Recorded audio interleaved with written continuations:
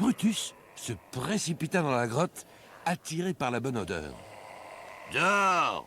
hurla le pêcheur. « Sauve-moi, Brutus !» cria Pinocchio en se débattant. Le chien, reconnaissant, bondit, arracha le pantin enfariné des mains du géant et fila avec lui vers la plage. « Voilà, dit-il, tu m'as sauvé et moi je t'ai sauvé. Dans ce monde, il faut s'entraider. » Et Brutus lécha gentiment le petit pantin avant de rejoindre ses maîtres. Le soir tombait. Pinocchio était pressé de rentrer chez lui. Sur le chemin qui le ramenait au village, un vieil homme lui apprit que le blessé allait bien et que la police ne le recherchait plus. Quel soulagement! Mais Pinocchio avait très peur de se présenter devant la fée. « Que va-t-elle me dire ?» se demandait-il avec angoisse. « Jamais elle ne me pardonnera ma nouvelle escapade. Je l'aurais bien mérité.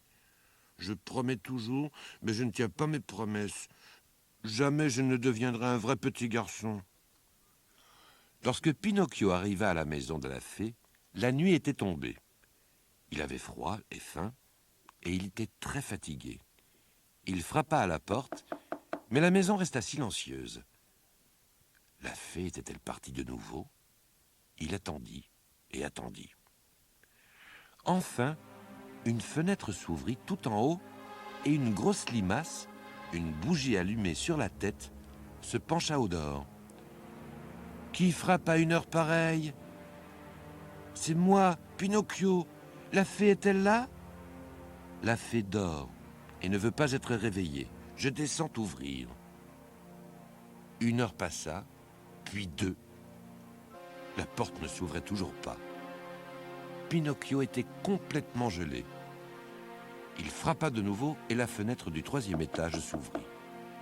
La limace regarda alors, puis elle dit: « Mon garçon, ça ne sert à rien de frapper ainsi. Je suis une limace, et les limaces ne se pressent jamais. » Et elle referma la fenêtre. Peu de temps après, minuit sonna, puis 1 heure, mais la porte restait fermée. Pauvre Pinocchio, il resta ainsi devant la maison toute la nuit. À l'aube, enfin, la porte s'ouvrit. Il avait fallu 9 heures à la limace pour descendre jusqu'en bas. « Tu ne peux pas entrer, lui dit-elle. La fée dort encore. »« Apporte-moi au moins quelque chose à manger, » supplia le pantin. « Tout de suite, » dit la limace. Elle revint 2 heures plus tard avec du pain, du poulet et des fruits. Pinocchio se jeta avidement sur la nourriture. Hélas, il s'aperçut tout de suite que rien de tout cela n'était réel. Ce n'était que du carton. Épuisé, il s'évanouit. Quand il revint à lui, il était étendu sur un divan dans la maison et la fée se trouvait à ses côtés. Elle n'était pas fâchée, mais elle menaça le pantin. « Tu as encore désobéi. Je te pardonne une fois de plus, mais gare à toi si tu te conduis mal une 3e fois. » Pinocchio promit de nouveau de changer et tint sa promesse pendant 1 année entière. L'été suivant, il gagna le prix d'excellence à l'école. À son retour, la fée, ravie, lui annonça: « Ton souhait sera exaucé. Demain soir, tu deviendras un vrai petit garçon. » Pinocchio au pays des jouets. Pinocchio avait donc été très sage pendant toute 1 année, si sage que la fée lui avait promis d'exaucer son désir. Le lendemain, il deviendrait enfin un vrai petit garçon. La fée ajouta: « Cela vaut la peine d'organiser une fête. Cours vite inviter tous tes amis, mais ne traîne pas et rentre avant la nuit. »« Je serai à l'heure, promis !» cria le pantin, et il bondit dehors, sautant et dansant sur le chemin. Pinocchio alla de porte en porte. Tous ses camarades promirent de venir, mais son meilleur ami, un galopin paresseux, que l'on appelait Lumignon, parce qu'il était tout maigre, restait introuvable. Pinocchio le chercha partout. Il parcourut 3 fois toutes les rues de long en large et finalement le trouva assis juste à la sortie du village. « Que fais-tu donc là ?» demanda Pinocchio. J'attends une voiture qui doit passer à la nuit tombée et m'emmener dans le plus beau pays du monde, le pays des jouets.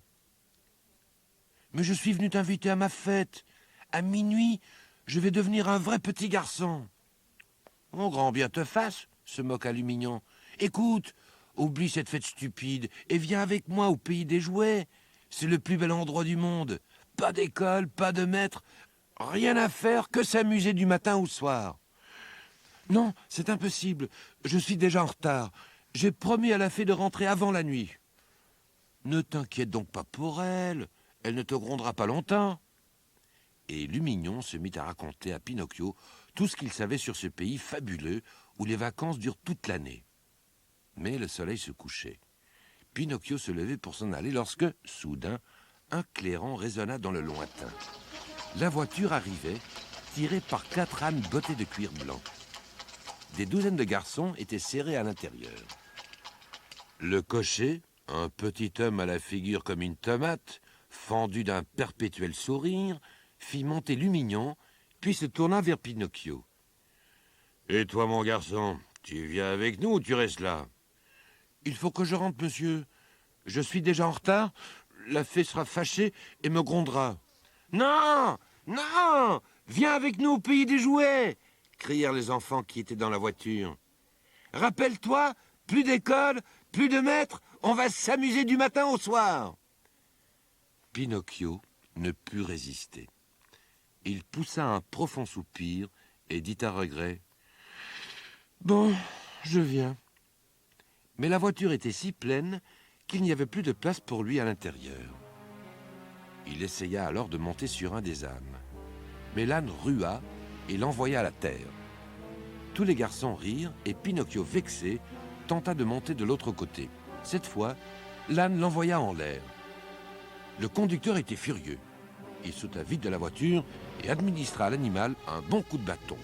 Puis, il souleva Pinocchio et l'assit rageusement sur le dos du récalcitrant qui n'osa plus bouger. Tout au long du trajet, le malheureux âne pleura. D'une voix semblable à celle d'un enfant, il chuchotait dans l'oreille de Pinocchio. « Petit pantin stupide, toi aussi tu pleureras un jour, car tu n'écoutes pas les bons conseils. » La voiture roula toute la nuit, et juste après le lever du soleil, elle fit son entrée au pays des jouets. Quel fabuleux spectacle! Partout, il y avait des enfants qui s'amusaient, couraient, sautaient, riaient, criaient. Les uns jouaient à la balle, les autres faisaient du patin à roulettes ou de la bicyclette. Certains étaient déguisés en soldats, d'autres en clowns. Il y avait des terrains de jeu, des manèges, des théâtres. Tout n'était que gaieté et amusement. Les nouveaux venus sautèrent de la voiture et se mêlèrent immédiatement à la foule. Et les semaines passèrent comme un éclair. « Quelle vie magnifique !» répétait Pinocchio à son ami. Mais, un matin, le pantin reçut au réveil le plus grand choc de son existence. Ses oreilles étaient devenues longues et velues, tout comme celles d'un âne. Le pauvre petit pantin se mit à pleurer de honte. Mais plus il pleurait, plus ses oreilles s'allongeaient. Finalement, désespéré, il s'enfonça un long bonnet sur la tête et se précipita à la recherche de Lumignon. D'abord, celui-ci ne voulut pas le laisser entrer. Puis, la porte s'ouvrit doucement. Lumignon était caché derrière, un bonnet enfoncé sur ses longues oreilles grises et velues, tout comme celles de Pinocchio. Les deux garçons se regardèrent en silence, puis ils éclatèrent de rire. Ils arrachèrent leur bonnet, le lancèrent en l'air et se mirent à courir à travers la pièce en secouant leurs grandes oreilles. Mais, soudain, Lumignon cessa de rire et tomba à genoux.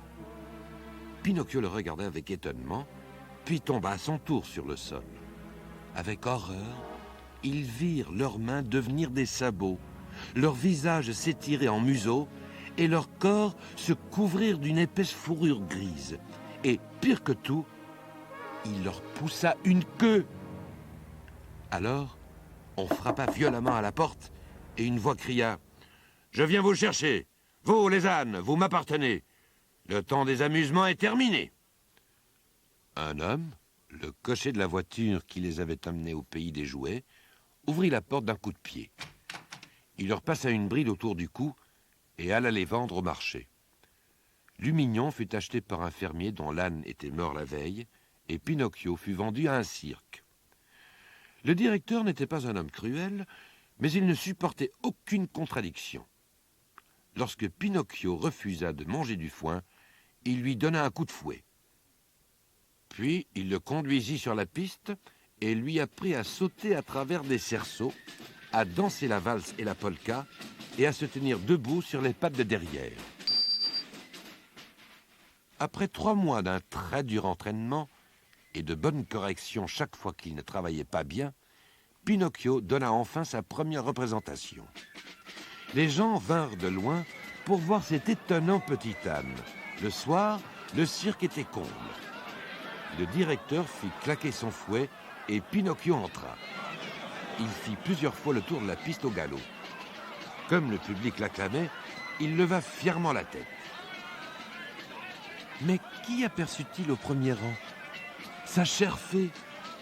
Pinocchio bondit aussitôt à travers la piste et voulut l'appeler. Mais puisqu'il était un âne, il ne put que braire. L'assistance éclata de rire et le directeur, furieux, lui donna un coup de fouet sur le nez.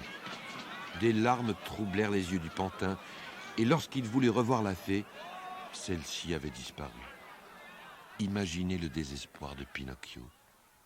Il essaya à 2 reprises de traverser le cerceau, mais il n'avait plus de courage et il le manqua. Au 3e essai, il tomba si durement qu'il se fit cruellement mal à une patte. C'était le désastre pour le cirque. Dès le lendemain, le directeur emmena Pinocchio tout droit au marché, où un fabricant de tambours l'acheta pour 10 sous. Il avait besoin d'une peau d'âne pour fabriquer un instrument. L'homme entraîna Pinocchio jusqu'à la mer. Là, il lui attacha une corde autour du museau et le poussa à l'eau pour le noyer. Ensuite, il attendit patiemment. Au bout d'une demi-heure, il se dit que l'âne était sûrement mort. Mais quand il tira sur la corde, il sortit de l'eau Pinocchio qui se tortillait comme une anguille. Le pauvre homme n'en croyait pas ses yeux. Il avait jeté un âne à l'eau et voilà qu'il en sortait un pantin. « Où est mon âne ?» hurla-t-il en secouant la marionnette, toujours suspendue par le nez. « C'est moi !» répondit Pinocchio en riant. « Les poissons m'ont dévoré jusqu'à l'os. Je veux dire jusqu'au bois. Ils n'ont laissé que le pantin que je suis en réalité. C'est sûrement la bonne fée qui les a envoyés à mon secours. Excusez-moi de vous quitter. » Alors, d'un air coquin, il fit glisser la corde autour de son nez et plongea dans la mer.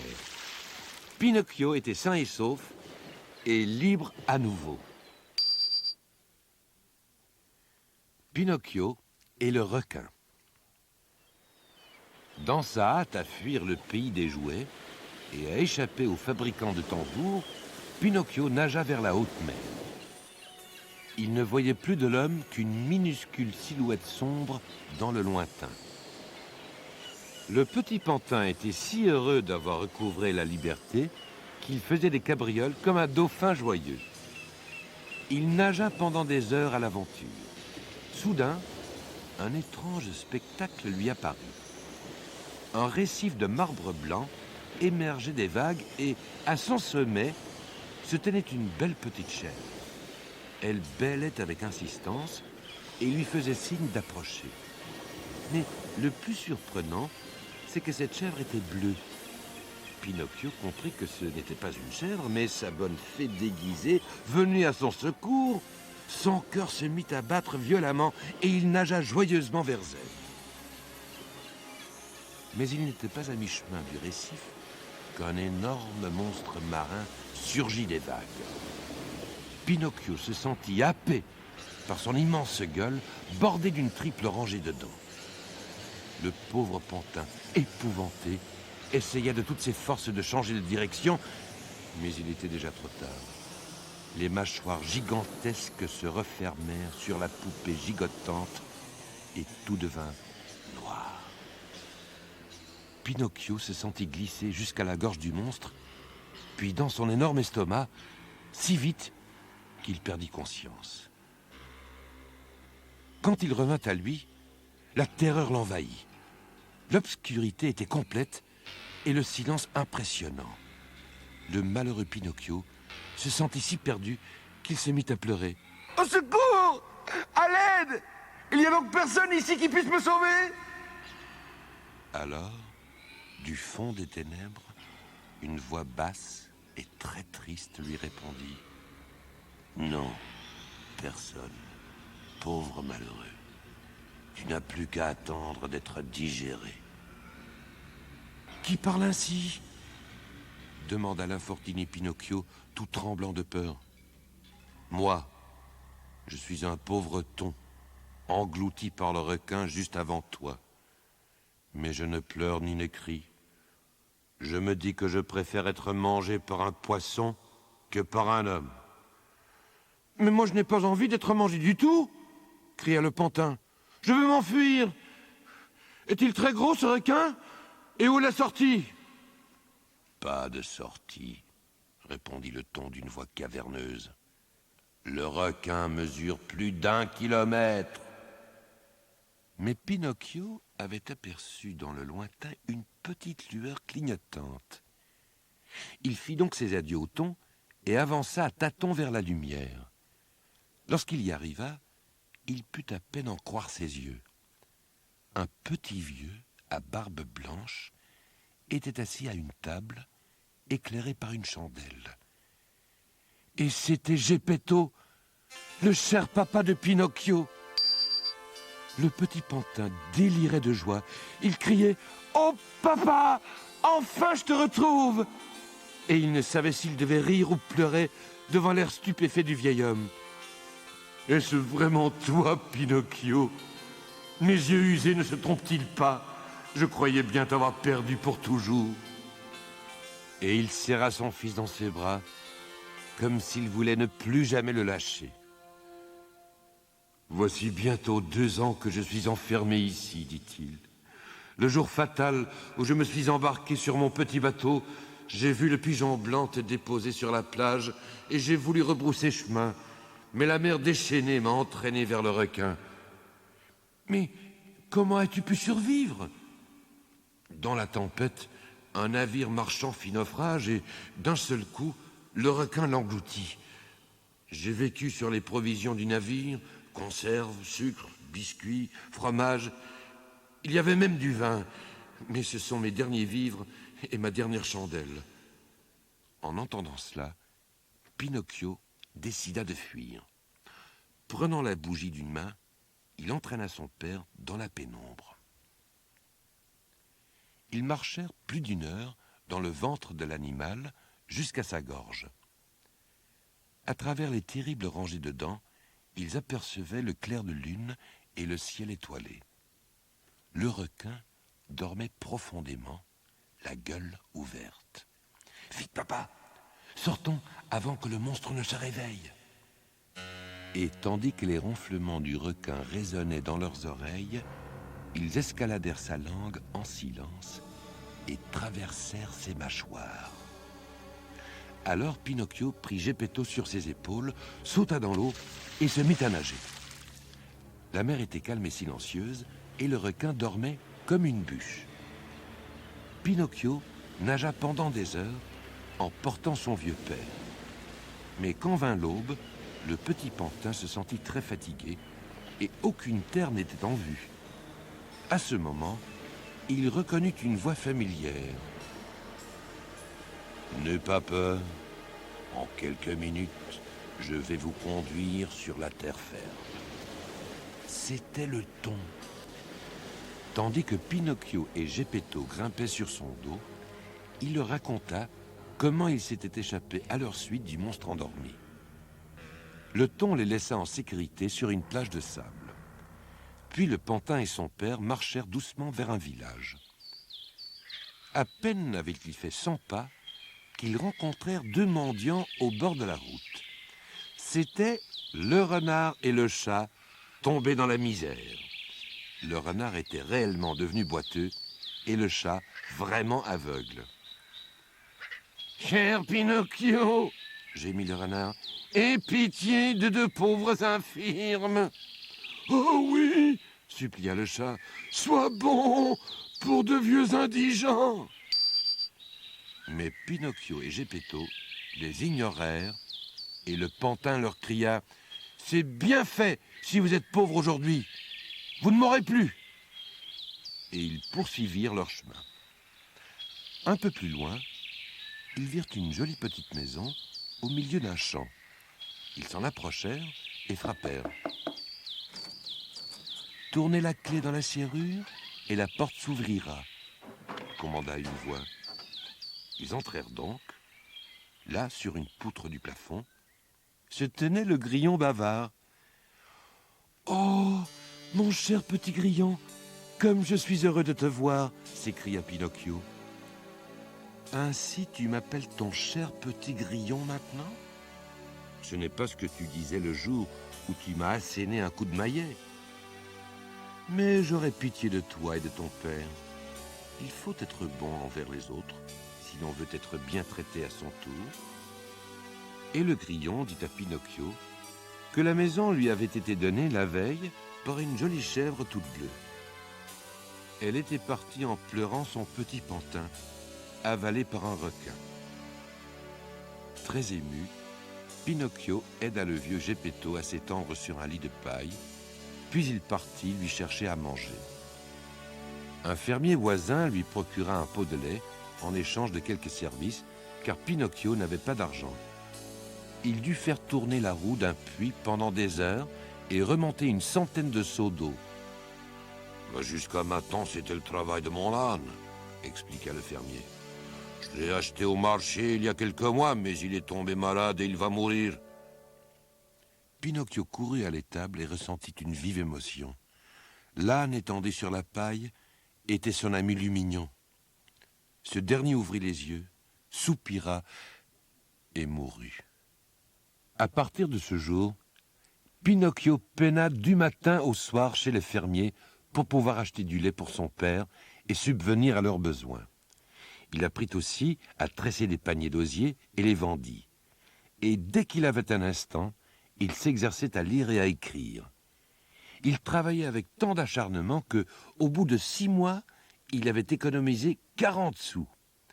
Il s'en alla donc au marché, par un beau matin, s'acheter une nouvelle chemise. C'était une magnifique journée. Le soleil brillait et le petit pantin courait tout joyeux. Tout à coup, il entendit qu'on l'appelait par son nom. « Pinocchio, arrête-toi !» C'était la limace de la fée, celle qui avait mis si longtemps à ouvrir la porte de la maison la nuit où il avait été attrapé par l'horrible pêcheur. « Belle limace, dis-moi vite, où est ma fée, que fait-elle » lui demanda Pinocchio. « Mon pauvre ami, la fée est très malade, elle est à l'hôpital et elle n'a plus d'argent. » Aussitôt, le pantin sortit les 40 sous de sa poche et les donna à la limace. « Va les lui porter, je n'ai pas besoin d'une chemise neuve. La mienne est déchirée, mais c'est bien suffisant pour moi. » Pinocchio rentra directement à la maison et se remit courageusement au travail. Maintenant, il avait 2 personnes à faire vivre, Geppetto et la fée. Il travailla à ses paniers sans répit jusqu'à minuit, puis se pelotonna sur son lit de paille et s'endormit. Pendant son sommeil, il rêva qu'il voyait la fée. Elle lui souriait et l'embrassait tendrement. Puis la fée lui dit doucement « Tu as été un bon garçon, Pinocchio. Tu as travaillé dur pour Geppetto et pour moi. Je te pardonne toutes tes bêtises passées. » Au même moment, leur rêve se termina. Pinocchio se réveilla et ouvrit les yeux tout grands. Tout avait changé. Il comprit soudain qu'il n'était plus un pantin. Il était devenu un vrai petit garçon, pareil à tous les autres. La pauvre chaumière était devenue une belle maison et ses vêtements en loques avaient fait place à de jolis habits tout neufs. Dans la poche de son nouveau pantalon, Pinocchio trouva un porte-monnaie. À l'intérieur, il y avait un petit mot. Merci pour les 40 sous prêtés. Et 40 écus d'or. Fou de joie, Pinocchio se précipita dans la pièce voisine. Geppetto était occupé à sculpter un banc, tout comme autrefois. Tous ces changements sont dus à ton mérite, dit Geppetto à son fils en le serrant dans ses bras. Dès que les enfants insupportables se transforment, tout change à la maison. Regarde ce vieux pantin de bois tout bête. Quelle chance de ne plus être ainsi, n'est-ce pas? Petit Ours et le castor. Petit Ours est un jeune Indien. Chaque jour, il se rend à la lisière de la grande forêt où il s'exerce à tirer à l'arc. Toute la matinée, il vise le même vieux chêne, mais sans jamais parvenir à en atteindre le tronc. Pourtant, il fait de son mieux. Il tire tellement que ses bras lui font mal, et il ne sent plus le bout de ses doigts à force de serrer les flèches. Un jour, découragé, Petit Ours décide de se rapprocher un peu plus de l'arbre, mais rien à faire. La flèche continue de manquer sa cible. Petit Ours avance encore de quelques pas. Puis encore. Pour finir, il est tellement près de l'arbre qu'il n'y a vraiment plus moyen de le rater. Petit Ours plante alors ses flèches une à une dans le tronc du vieux chêne. Petit Ours a bien un peu honte de s'être approché autant de l'arbre, mais il n'a plus aucune envie de recommencer autrement. Il remet son arc sur son épaule, ramasse ses flèches et s'enfonce dans le bois. Il regarde tout autour de lui à la recherche d'un cerf ou d'un buffle. Mais il ne voit que des empreintes de mulot ou de lapin. Soudain, il se baisse et colle son oreille tout contre le sol. Que peut-il bien entendre là? Un cerf qui s'enfuit peut-être? Mais il aperçoit seulement 2 tout petits écureuils qui sautillent joyeusement sur le sentier couvert de feuilles mortes. Il recommence à écouter. Et cela, serait-ce un ours? Mais non, ce n'est qu'un lapin qui court. Confiant, celui-ci s'approche du petit Indien. Petit Ours se lève doucement, bande son arc et vise. Mais trop tard, le lapin a déjà disparu dans les fourrés. Petit Ours est vraiment penaud. Il n'arrive même pas à tuer un lapin. Il a l'impression que tous les animaux de la forêt se tordent de rire. Gardant son arc et ses flèches à la main, Petit Ours poursuit tristement son chemin. Le prochain lapin qu'il verra, il ne le ratera sûrement pas, se dit-il avec humeur. Se dirigeant vers une petite rivière, il se met à observer les troncs d'arbres et les branches emportées par le courant. Soudain, il sourit.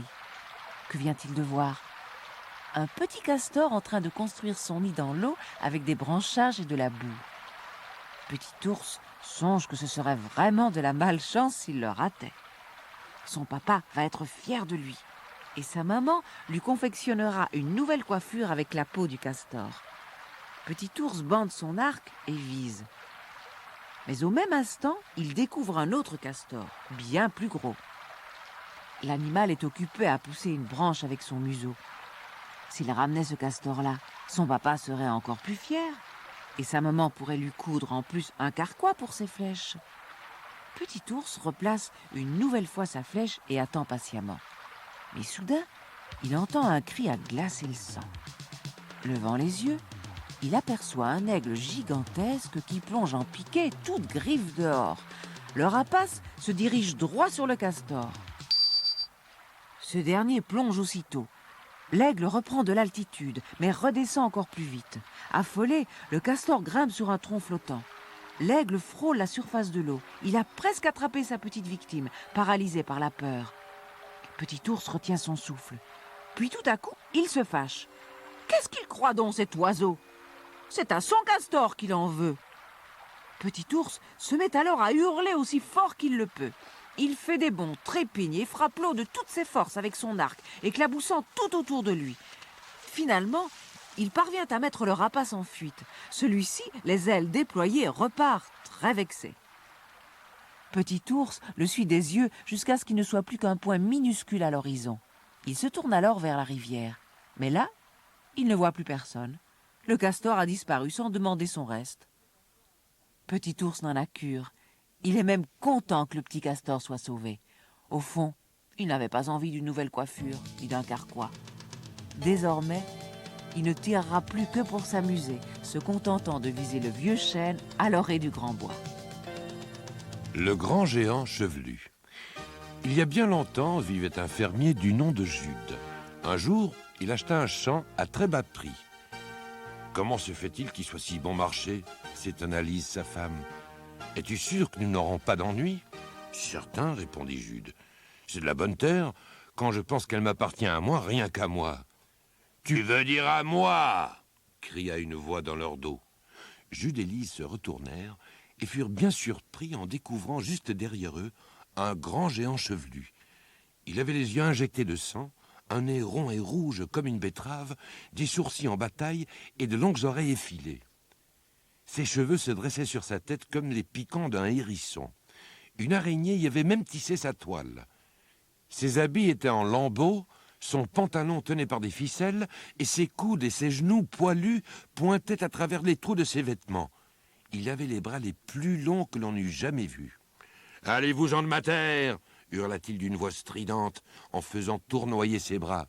« Votre terre ?» s'étonna Jude. « Oui, ma terre, et celle de mon géant de père avant moi. »« C'est une plaisanterie, dit Jude.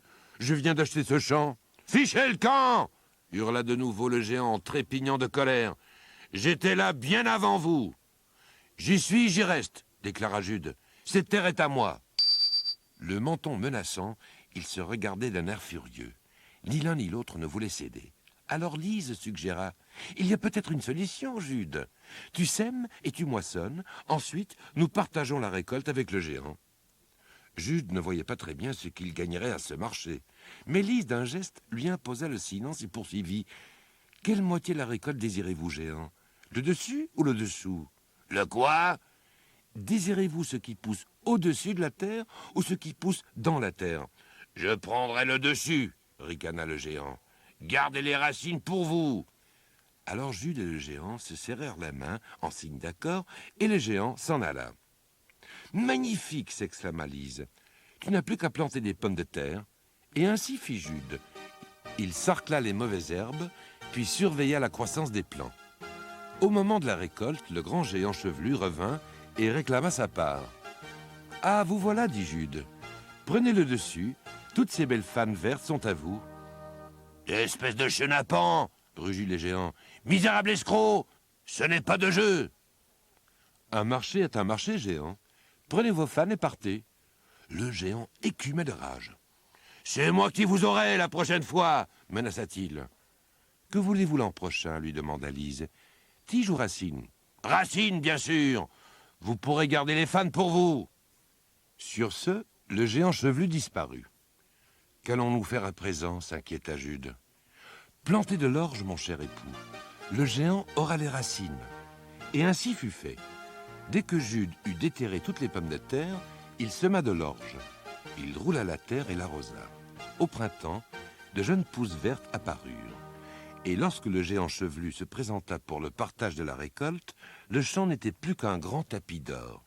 « Voilà, » déclara Jude. « Moi, je garde les tiges et vous, vous emportez les racines. » Le géant devint comme fou.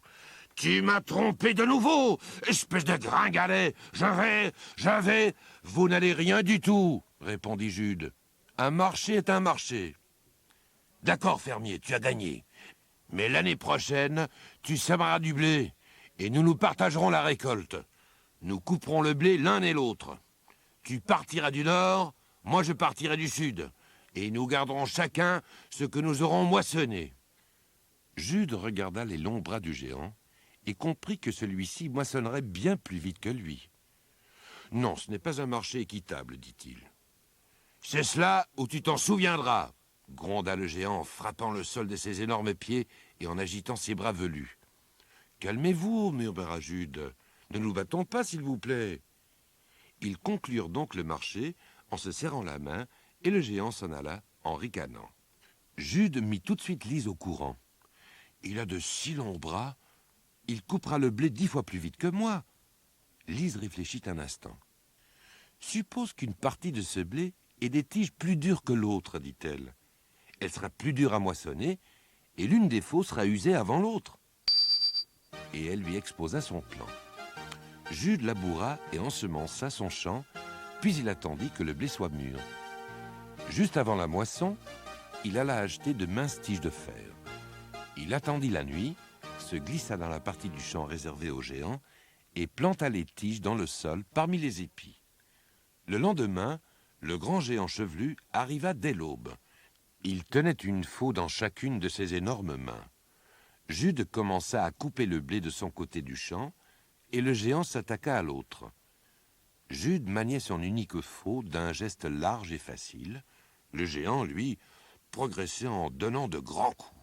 Il transpirait, peinait et finit par s'arrêter. « Je n'en puis plus !» gémit-il. « Vraiment ?» s'étonna Jude. « C'est curieux. Moi, je suis frais comme une rose. » Le géant chevelu s'escrima de nouveau, faisant aller ses deux faux dans tous les sens, mais à chaque mouvement, elle s'émoussait et s'ébréchait un peu plus. À la fin, il les jeta. « Vous pouvez garder votre adhère stérile !» lança-t-il à Jude. « C'est trop de travail pour rien !» Il sauta par-dessus la haie, prit la route et disparut dans le lointain.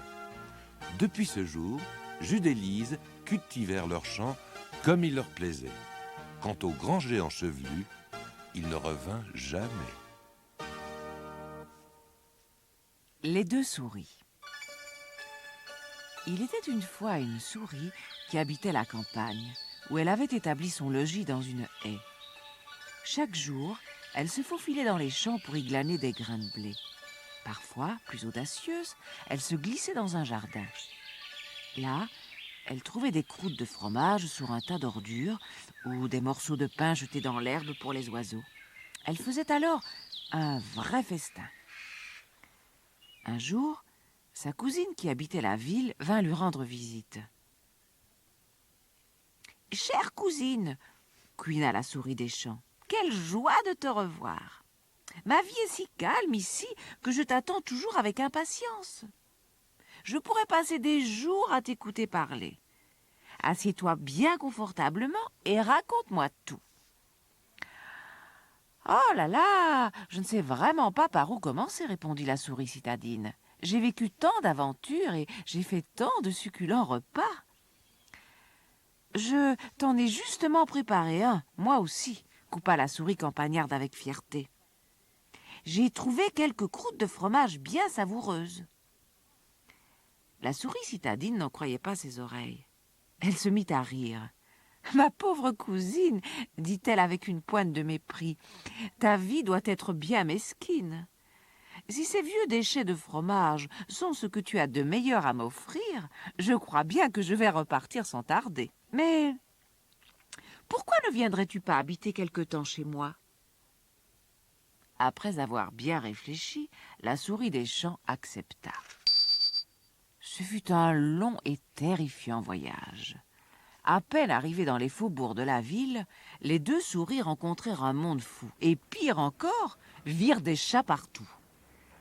La pauvre campagnarde tremblait de peur lorsqu'elles atteignirent enfin la maison où habitait sa cousine. « Je crois que j'ai eu tort de venir, » chuchota-t-elle en traversant la cuisine sur la pointe des pattes.